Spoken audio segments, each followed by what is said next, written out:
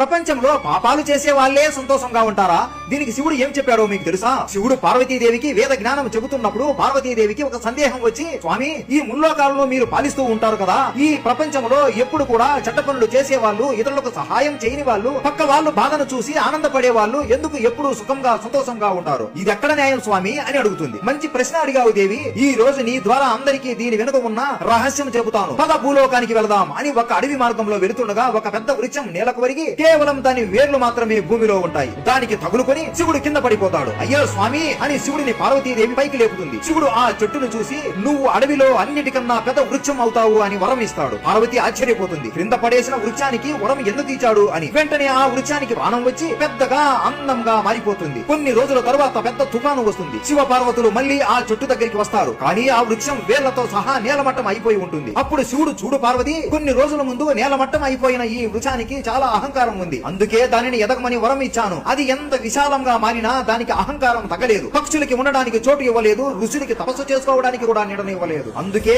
ఈ చెట్టు పెద్ద పాపి, అహంకారి. ఇది విశాలం అయిపోయిన తరువాత దాని పతనం దాని అంతటా అదే తెచ్చుకొని చివరికి విరిగిపోయింది. ఇప్పుడు నేను కష్టపడవలసిన అవసరం ఏమీ లేదు. అలాగే ఎవరైతే దుష్టులు, దుర్మార్గులు, నీతి లేని వారు ఉంటారో వారు కొంతకాలమే సంతోషంగా ఉంటారు. ధనవంతులుగా, బలవంతులుగా ఎదిగి సుఖంగా బ్రతుకుతారు. నేను వాళ్ళకి ఒక సమయం తెలియజేస్తాను. ధర్మ మార్గంలో రావడానికి అవకాశం ఇస్తాను. అయినా కూడా మారకపోతే ఈ వృక్షం వేర్లతో సహా ఎలా నాశనం అయిపోయిందో అదే విధంగా పాపాత్ములు కూడా నాశనం అయిపోతారు అని శివుడు పార్వతికి చెబుతాడు. ఇప్పుడు మీకైనా ఈ విషయం అర్థమైందా?